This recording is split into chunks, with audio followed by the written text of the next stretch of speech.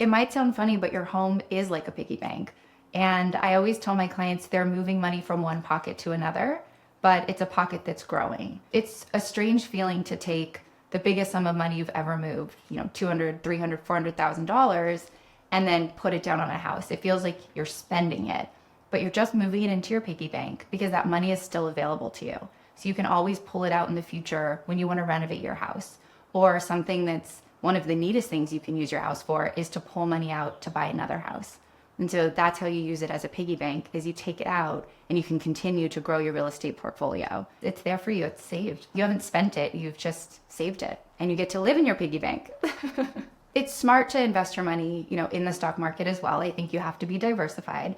But when you're putting it in your home, not only are you saving it, it's growing, right? Home values are going up all the time, especially in Southern California, and you're enjoying it. You're buying a lifestyle. So it's not just about the numbers, it's about your day-to-day life, and you get to enjoy and experience that investment in that property.